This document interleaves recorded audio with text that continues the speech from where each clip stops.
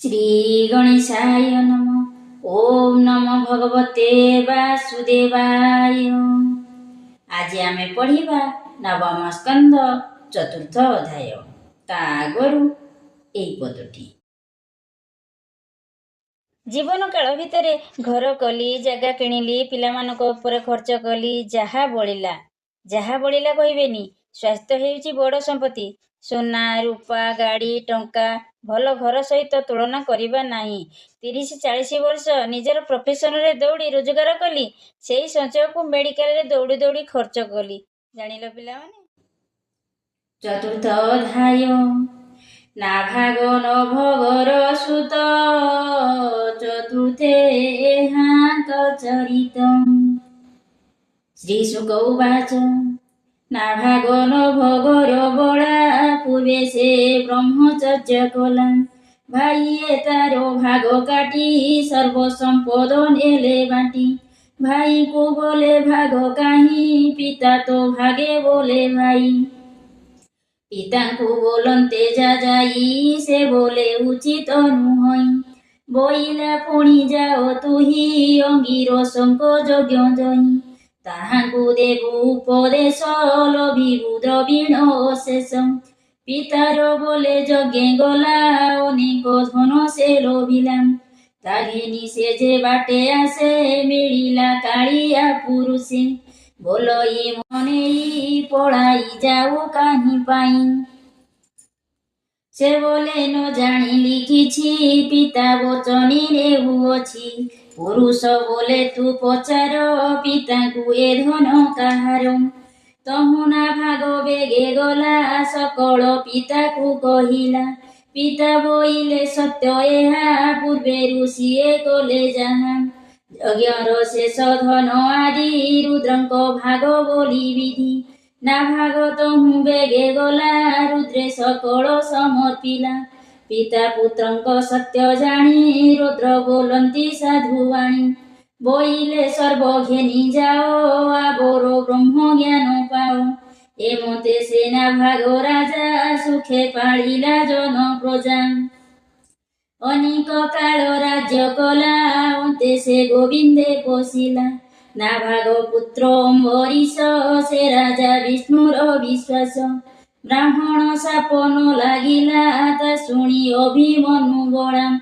बोले के मन्त एहा हेला, मते तो सन्देह लागिला। से ब्रह्मदंड वज्र घोर, के मन्ते तहु हेला पार।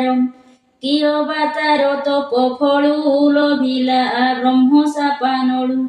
ए कथा कह मुनि मते, संशय लागिला तो चिते। एमंत राजा प्रश्न शुणी, शुक कहन्ति मृदुवाणी।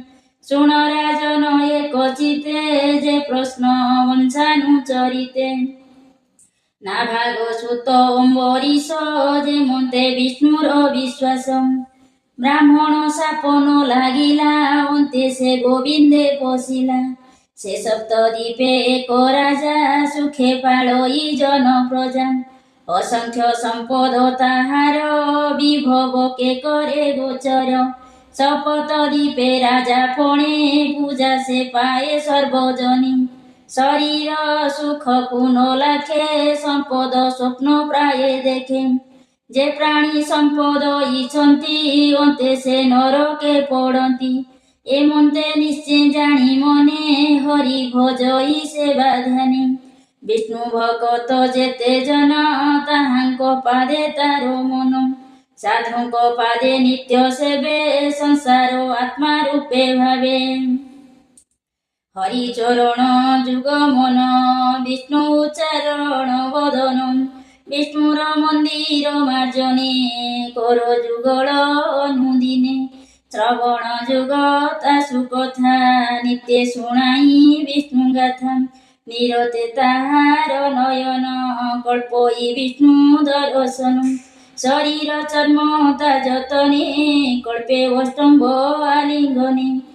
हरि चरण पद्म गंधे, निरते नासा मोदे। कृष्णर चरण तुलसी, तार रसना तेणे रसी। चरण जुग कल्पे नित्ये, कृष्ण मंदिर उपगते।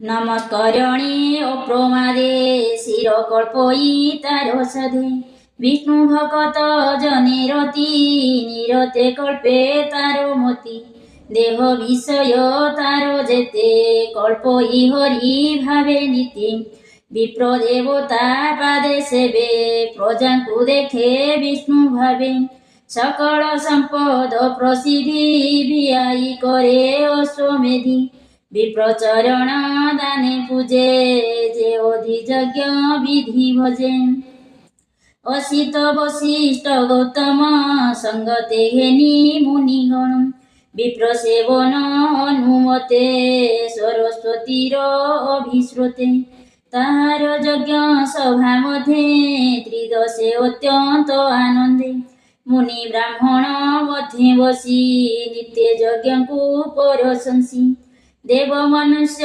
স্বভাগতে সর্বে দিশন্তি একমতে দেবে সে সভা মধ্যে থাନ୍ତି স্বর্গ গমন ন বাঞ্ছନ୍ତି বিষ্ণু কীর্তন সভা মধ্যে সকল শুনନ୍ତି আনন্দে স্বর্গর প্রায় মহি দিশে অষ্টমনিধি জহি বসে এমন্ত ভক্তি যোগ বଳେ সে রাজা সরস্বতী কূলে স্বধর্মী বিষ্ণুଙ୍କୁ তୋଷିଲା সর্ব কামনা উপেক্ষিলা গৃহ সম্পদ দ্বারা শ্রুত জ্ঞাতি বান্ধব ইষ্ট মিত্র হস্তি স্বজন রাজা ধন ইচ্ছা ন করে তার মন নিরতে গোবিন্দ চরণে মন নিবেশে অনুক্ষণে তাহার সুধ চিত জানি চক্র পুরাই চক্র পাণি বইলে অম্বরীশ মেଳେ তু চক্র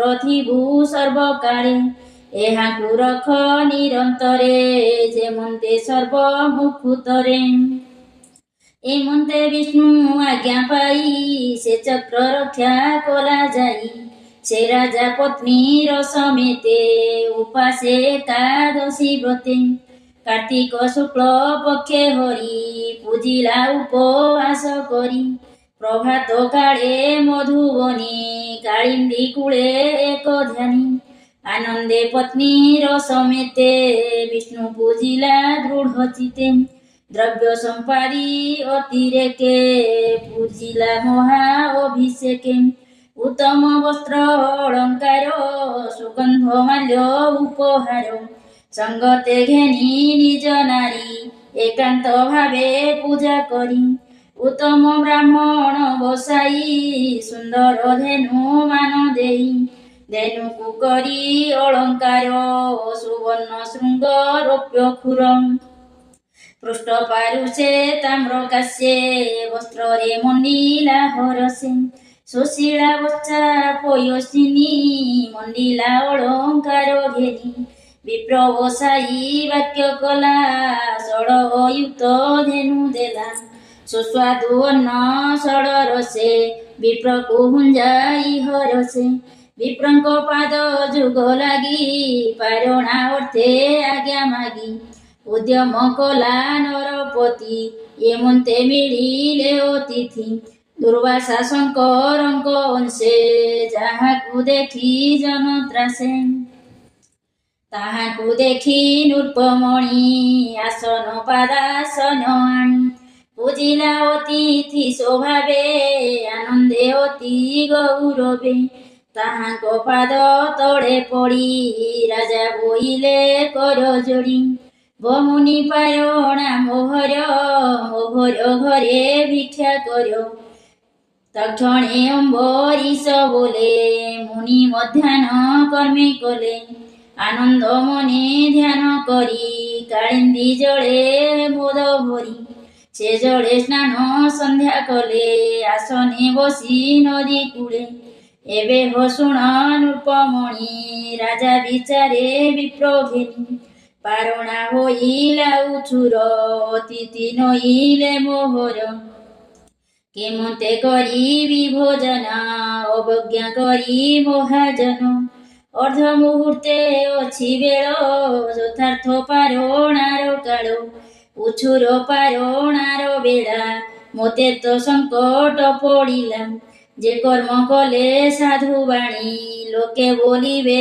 ମୋତେ ପୁଣି ଅଧର୍ମ ଲାଗି ଓଟି ମୋତେ ପାରଣା କରିବି କେ ମୋତେ ଜଳ ଗଣ୍ଡୁ ସେ କରି ପାନ ଅତିଥି କରାଇ ଭୋଜନ ପଛେ ମୁଁ କରିବି ଆହାର ଏତେ ବିଚାରି ନୃପବର ଜଳ ପାରଣା ଅପାରଣ ଏ ଆଦି ନିଗମ ବଚନ ବିଚାରି ବ୍ରାହ୍ମଣଙ୍କ ତୁଲେ ଜଳ ଗଣ୍ଡୁ ସେ ପାନ କଲେ ତକ୍ଷଣେ ଜଳ ପାନ କରି ଭୟେ ସୁମରି ନର ହରି ଦୁର୍ବାସା আগমନ ଚାହିଁ ରାଜା ମନରେ ତ୍ରାସ ପାଇ ଦୁର୍ବାସା ଯମୁନାର କୂଳେ ସୁକର୍ମ ସାରି ସାୟଙ୍କାଳେ ମିଳିଲେ ଅମ୍ବରୀଶ ପାଶେ ପାରଣା କରିବାର ଆସେ ନୃପତି କରି ବହୁମାନ୍ୟ ବୋଲଇ କରିବା ଭୋଜନ ଏମନ୍ତ ଅମ୍ବରୀଶ ବାଣୀ ଦୁର୍ବାସା ବହୁମାନ୍ୟ ଶୁଣି ସ୍ୱଭାବେ ସର୍ବଜ୍ଞାତା କଣ ଜାଣିଲେ କଲା ଏ ପାରଣ ରାଜାର ବଦନକୁ ଚାହିଁ ବୋଲନ୍ତି କୋପ ଭର ହୋଇ ତୁ ଅନାଦର କଲୁ ମୋତେ ଜଳ ଭଖିଲୁ ଯେ ଗୁପତେ ଅତିଥି କଲୁ ଅବହେଳା ଭୁଞ୍ଜିଲୁ ପାରଣାର ବେଳା ତୁ ଯେ ଅବଜ୍ଞା କଲୁ ମୋତେ ଉଚ୍ଛିଷ୍ଟ ଭଖିବି କେ ମୋତେ ତୁ ମୋତେ କଲୁ ଅବହେଳ ଭୁଜ ତୁ ଅଧର୍ମର ଫଳ ଏମନ୍ତ ବୋଲି କୋପ ଭରେ ଜଟା ଉପାଡ଼ି ନିଜ କରି ଭ୍ରୁକୁଟି କୁଟିଳ ଲୋଚନ ରାଜାଙ୍କୁ ବୋଲନ୍ତି ବଚନ ଦେଖ ଏ ନୃପତିର ଗତି ସମ୍ପଦେ ହୋଇ ମୂଢ଼ମତି ଧର୍ମେ ବଞ୍ଚିତ ବିଷ୍ଣୁ ଭକ୍ତେ ବୋଲେ ତୁ ଈଶ୍ୱର ସାକ୍ଷାତେ ଅତିଥି ମୋତେ ପୂଜା କଲା ପାରଣା ଅର୍ଥେ ନିମର୍ତ୍ତିଲା ଭିକ୍ଷା ନ ଦେଇ ଆଗ ମୋତେ ପାରଣା କଲା ଏ ଯୁଗତେ ମୋତେ ଯେ କଲା ଅବହେଳ ଭୁଞ୍ଜୁଏ ଅଧର୍ମର ଫଳ ଜଟାକୁ ଚାହିଁ ଆଜ୍ଞା ଦେଲେ ଅନଳ ହୁଅ ତୁ ବୋଇଲେ ତକ୍ଷଣେ ହୁଙ୍କାର କରାଳ ଉଠିଲା କୃତିଆ ଅନଳ ତେଜେ ଆଚ୍ଛାଦେ ଦଶ ଦିଶ ପବନ ବହେ ଅଣଚାଶ ଧୂମ ପୂରିତ ଶୂନ୍ୟ ମଧ୍ୟେ ବେଗେ ଧାଇଁଲା ଘୋର ନାଦେ ପ୍ରଳୟାନଳ ପ୍ରାୟ ହୋଇ ମିଳିଲା ରାଜା ଆଗେ ଯାଇ ଜ୍ୱଳନ୍ତ ଖଡ଼କରେ ଧରି ମିଳିଲା ଘୋର ନାଦ କରି ଭୂମିକମ୍ପଇ ପାଦ ଘାତେ ପର୍ବତ ଉଡ଼େ ଶ୍ୱାସ ବାତେ ଦେଖି ତାହାର ତେଜ କଳା ରାଜା ଚରଣୀ ନ ଘୁଞ୍ଚିଲା ତାର ବଦନ ରାଜା ଚାହିଁ ମନେ ଚିନ୍ତିଲା ଭାବଗ୍ରାହୀ ତକ୍ଷଣେ ବିଷ୍ଣୁ ଚକ୍ର ଆସି କୋଟିଏ ସୂର୍ଯ୍ୟ ପ୍ରାୟ ଦିଶି କୃତିଆ ଅନଳ ଉପରେ ପଡ଼ିଲା ମହାନାଦ ଭରି ତକ୍ଷଣେ ଅନଳ ଲିଭିଲା ଦିଗ ଆକାଶ ପ୍ରକାଶିଲା ସୁଦର୍ଶନ ତେଜ ଦେଖି ଦୁର୍ବାସା ଭୟେ ବୁଜେ ଆଖି ନୟନେ ଦେଇବେନି କର ଭୟେ କମ୍ପଇ ଥର ହର ସମ୍ଭ୍ରମୀ ଚାହିଁ ନ ପାରିଲା ଜୀବନ ଭୟେ ପଳାଇଲା ତାର ଭାଜିବା ଦେଖି ପଛେ ଚକ୍ର ହିଁ ଧାଇଁଲା ପ୍ରତୋକ୍ଷେ ମଣ୍ଡୁକ ଦେଖି ସର୍ପ ଜେହ୍ନେ ଧାମଇ ଗର୍ଜିତ ବଦନି ଦୁର୍ବାସା ଦଶ ଦିଶ ଚାହିଁ ଭୟେ ନ ପାରଇ ପଳାଇ ପଶିଲା ମେରୁ ଗୁହା ମଧ୍ୟେ ସୁଦର୍ଶନ ପଛେ ଖେଦେ ଦିଶ ଆକାଶ ଭୂମି ଗତେ ବିବର ସମୁଦ୍ର ସହିତେ ଦିଗପାଳଙ୍କ ପୁରେ ଲୁଚେ ଚକ୍ରକୁ ଦେଖେ ପଛେ ପଛେ ଯହୁଁ ଯହିଁକି ଧାମ ବେଗେ ସୁଦର୍ଶନ ପଛେ ଲାଗେ ସୁଦର୍ଶନ ତେଜ ଦେଖି କେହି ନ ପାରେ ତାଙ୍କୁ ରଖି କେଣେ ଠାବ ନ ପାଇଲା ସତ୍ୟ ଲୋକକୁ ପଳାଇଲା ଶୂନ୍ୟେ ପଳାନ୍ତେ ମନ ଦୁଃଖେ ଭୟେ ପଶିଲା ବ୍ରହ୍ମଲୋକେ ବ୍ରହ୍ମାର ସମୀପେ ମିଳିଲା ଶରଣ ସମ୍ଭାଳ ହୋଇଲା ଡାକଇ ପଶିଲି ଶରଣ ବିଧାତା ରଖ ମୋର ପ୍ରାଣ ଏମନ୍ତେ ମୁନି ବାକ୍ୟ ଶୁଣି ଉଚ୍ଚେ କହନ୍ତି କୁଶ ପାଣି। କାଳ ସ୍ୱରୂପୀ ଯେ ଈଶ୍ୱର ପ୍ରଭଙ୍ଗ ମାତ୍ରେ ଯା ସଂସାର। ମୁଁ ବ୍ରହ୍ମା ଈଶ୍ୱର ସହିତେ ଭୃଙ୍ଗୁ ଦକ୍ଷାଦି ମୁନି ଯେତେ। ପ୍ରଜା ଈଶ୍ୱର ଭୂତେଶ୍ୱର ଦେବ ସହିତେ ସୁରେଶ୍ୱର। ସେ ହରି ଆଜ୍ଞା ଶିରେ ଧରି ଯେଝା ବିଷये ଅଧିକାରୀ। ଅଛୁ ସଂସାର ଲୋକ ହିତେ ତାରିକୁ ରଖିବୁ କେମନ୍ତେ। ଏମନ୍ତ ବିଧାତା ବଚନ ଶୁଣି ଦୁର୍ବାସା ଛନ ଛନ। ତହୁଁ ଚଳିଲା ମନ ଦୁଃଖେ ବେଗେ ପଶିଲା ଶିବ ଲୋକେ। ଶଙ୍କର ଚରଣୀ ପଡ଼ିଲା ଶରଣ ସମ୍ଭାଳ ବୋଇଲା। ଦୁର୍ବାସା ବାକ୍ୟ ଶୁଣି ହର ସମ୍ଭ୍ରମୀ ବୋଲନ୍ତି ଉତ୍ତର। ଶୁଣ ଦୁର୍ବାସା ମୋତେ କହୁ ଆମ୍ଭେ ଯାହାର ଆଜ୍ଞା ବହୁ। ବ୍ରହ୍ମାଣ୍ଡ ପାଳନ ପ୍ରକାଶେ ଯେବା ବିଷୟ ଜୀବ କୋଷେ। କାଳର ବୋଳେ ଦୃଶ୍ୟାଦୃଶ୍ୟ ଭ୍ରମନ୍ତି ଯେ ଯୋନି ଅଶେଷ। ତାହାଙ୍କ ମଧ୍ୟେ ଆମ୍ଭେ ଭ୍ରମି ଗତ ଆଗତେ ପଥ ଶ୍ରମୀ। ମୋ ସଙ୍ଗେ ବ୍ରହ୍ମାଦି କୁମାର ନାରଦ ଆଦି ମୁନିବର। କପିଳ ଦେବଳ ଆସୁରୀ ଧର୍ମ ମରିଚି ଆଦି କରି। ଯେ ଅନ୍ୟ ସିଦ୍ଧ ମୁନି ଜନ ବେଦାନ୍ତ ଯାର ଦର୍ଶନ। ଜାଣି ନ ପାରେ ତାର ମାୟା ନିରତେ ଭ୍ରମାଏ ବିଷୟା। ସେ ବିଷ୍ଣୁ ଚକ୍ର ନିବାରଣେ ସମର୍ଥ ଅଛି କେଶରଣୀ। ତୁ ଏବେ ଚଳ ବିଷ୍ଣୁପୁର ହରିଚରଣ ଆଶ୍ରା କର। ସେ ତୋତେ ରଖିବେ ଶରଣ ଅନ୍ୟଥା ନାହିଁ ପରିତ୍ରାଣ। ଦୁର୍ବାସା ମହେଶ ବଚନେ ପଶିଲା ବିଷ୍ଣୁର ଭୁବନି। ଲକ୍ଷ୍ମୀ ସହିତେ ଯହିଁ ହରି ଅଛନ୍ତି ଗୃହାଶ୍ରମ କରି। ବିଷ୍ଣୁର ଚକ୍ର ତେଜ ଭରେ ଘର୍ମ ଭୂଷିତ କଳେ ବୋରେ। ଦୁର୍ବାସା ଶୋକ ଗଦ ଗଦେ ପଡ଼ିଲା ବିଷ୍ଣୁ ପଦ୍ମ ପାଦେ। କାତରେ କମ୍ପଇ ଶରୀର ଡାକଇ ପ୍ରଭୁ ରକ୍ଷା କର। ଭୋ ନାଥ ଅନନ୍ତ ଅଚ୍ୟୁତ ତୁ ସାଧୁ ଜନଙ୍କର ନାଥ। ମୁଁ ତୋର ଅପରାଧ କରି ଶରଣ ଗଲି ରଖ ହରି। ମୁଁ ତୋ ମହିମା ନ ଜାଣିଲି ତେଣୁ ମୁଁ ସଙ୍କଟେ ପଡ଼ିଲି। ତୋର ସେବକେ ଅପରାଧ କଲି ମୁଁ ରଖ ହେ ଗୋବିନ୍ଦ। ତୋର ଭଗତ ତୋର ଲୋକ ମୋତେ ଚକ୍ରୁତେ ଜୁରଖ। ଦୁର୍ବାସା ମୁଖ ଚାହିଁ ହରି କହନ୍ତି ଅତି ମୋତ ଭରି। ଶ୍ରୀ ଭଗବାନ ବାଚ ମୁଁ ଯେ ଭକତ ପରାଧୀନ ମୋ ତମୁ ଭକ୍ତ ନୁହେଁ ଭିନ୍ନ। ଭକ୍ତର ଅଧୀନ ମୁଁ ହୋଇ ସେବକ ପ୍ରାୟ ପଛେ ଥାଇ। ସାଧୁଙ୍କ ହୃଦେ ମୁଁ ବସଇ ତାଙ୍କ ଭକତି ଭାବ ହୋଇ। ତାଙ୍କ ଭକତି ପ୍ରୀତି ମୋତେ ଆନନ୍ଦେ ଦେଉଥାଇ ଚିତେ। ଭକ୍ତଟି ମୋହର ଶରୀର ତିଳେ ହିଁ ନାହିଁ ଅଭ୍ୟନ୍ତର। ଭକ୍ତ ନିମନ୍ତେ ଦେହ ବୋହି ସଂସାରେ ନାନା ରୂପ ହୋଇ। ଅତ୍ୟନ୍ତ ପ୍ରିୟ ମୋର ଭକ୍ତ ମୁଁ ଭକ୍ତ ଜନଙ୍କର ହିତ। ଏ କଥା ମୁନିଙ୍କ ସଙ୍ଗମେ ଜାଣନ୍ତି ଆଗମ ନିଗମେ। একথা পরম্পরা বিধি বেদ পুরাণ মার্গে সিধি। যে পাশে মোহর শরণে সম্পদ তুচ্ছ প্রায়ে মণি। দ্বারা মন্দির সুত ধন কেবে হেন কল্পে তা মন। যে প্রাণ ছাড়ে মোর হিতে ମୁଁ ତାକୁ ଛାଡ଼ିବି କେମତେ। ମୋର ବିଷୟ ଚିତ୍ତ ସ୍ଥାପେ ମୋତେ ଦେଖଇ ଆତ୍ମା ରୂପେ। ମୁଁ ତାକୁ ଦିଶେ ସର୍ବଭୂତେ ହୃଦଏ ଥାଏ ଅବିରତେ। ଭକ୍ତିରେ ମୋତେ ବଶ କରି ନିଜ ପୁରୁଷ ଯେହ୍ନେ ନାରୀ। ମୋର ଚରଣେ ନିତ୍ୟ ଚିନ୍ତି ଚତୁର୍ଦ୍ଧା ମୁକ୍ତି ନ ବାଞ୍ଛନ୍ତି। ଜନ୍ମ ମରଣ ତାପ ନାହିଁ ସ୍ଥିତି ସଂହାର ଆଉ କାହିଁ। ମୋର ହୃଦୟ ଭକ୍ତ ଜନ ମୁହିଁଟି ତାହାଙ୍କ ଜୀବନ।